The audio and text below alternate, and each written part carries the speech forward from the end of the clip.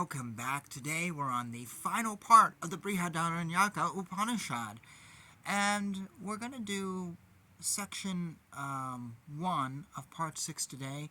Depending upon how long it takes me, we may then also go into section 2 of part 6. We'll see when we get there, of course. But let's start off. Section 1. Om.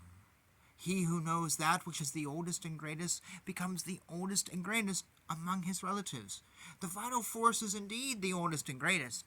He who knows it to be such becomes the oldest and greatest among his relatives, as well as among those of whom he wants to be such. He who knows the Vashishta, that which best helps to dwell or cover, becomes the Vashishta among the relatives.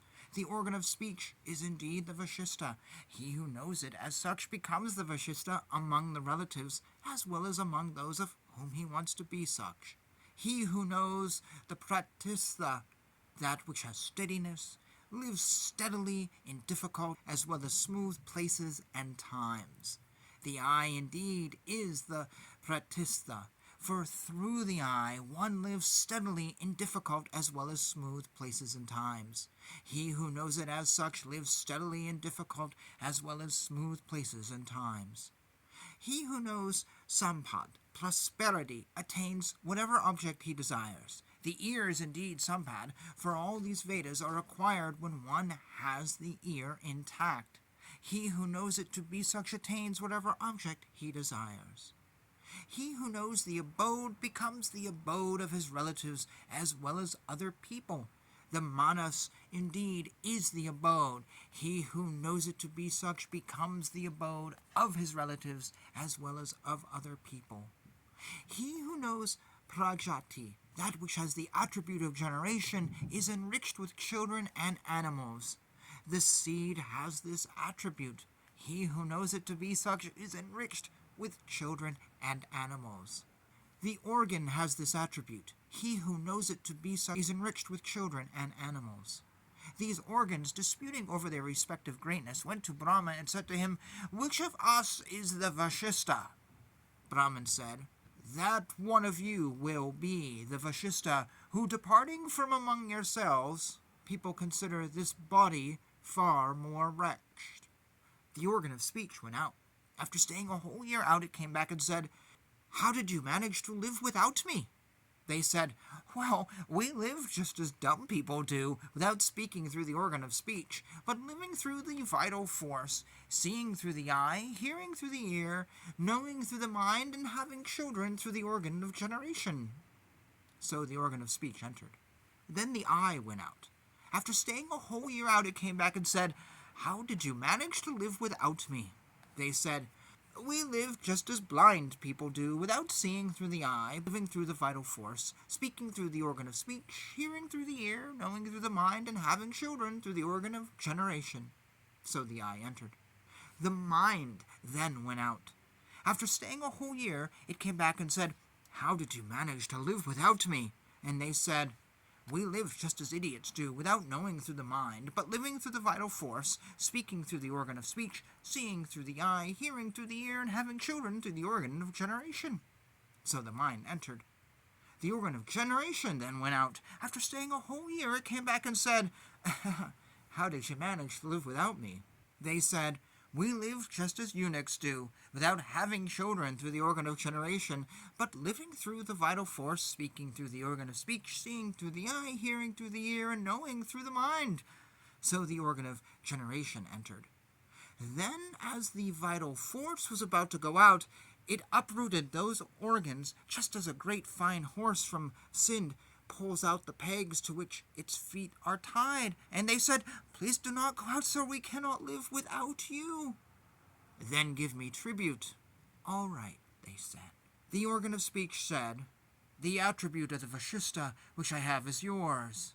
The eye, that attribute of steadiness which I have is yours. The ear, that attribute of prosperity which I have is yours. The mind, that attribute of abode which I have is yours. The organ of generation, that attribute of generation which I have is yours." The organ of speech said, "That attribute of the Vashishta which I have is yours." The eye responded, "That attribute of steadiness which I have is yours." The ear said, "That attribute of prosperity which I have is yours." The mind said, "That attribute of abode which I have is yours." The organ of generation said, "The attribute of generation which I have is yours." Then the vital force said, "Then what will be my food and dress?" The organs all said, "Whatever is known as food, including dogs, worms, insects, and moths, is your food, and water your dress. He who knows the food of the vital force to be such never happens to eat anything that is not food, or to accept anything that is not food.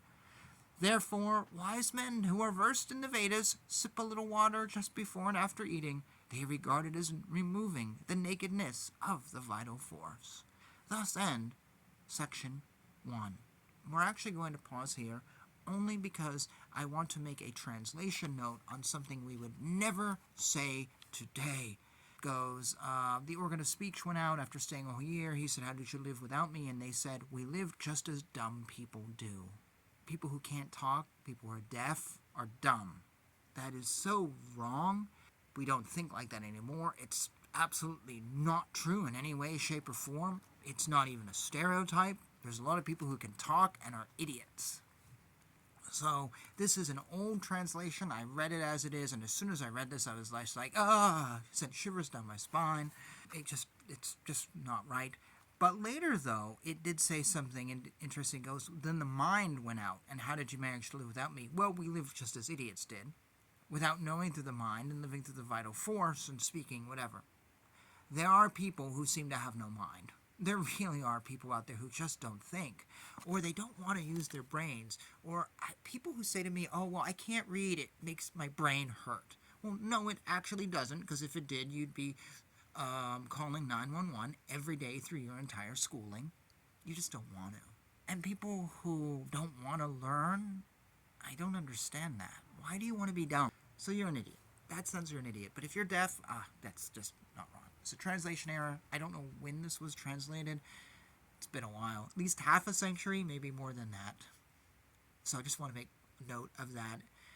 And, yeah. Anyways, we're going to stop here. Obviously, I'm not reading part 2 today, but we'll get to it in the next video and bring this thing to a close very, very soon. It looks like there's only 5 parts left to this interesting Upanishad, and it's taken an interesting turn now.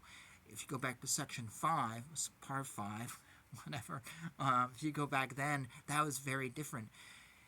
Here we were doing Yajnavalkya said. I was having so much fun, and now suddenly it's getting into more esoteric and stuff and whatever, so it feels like there's a couple writers here, maybe, probably.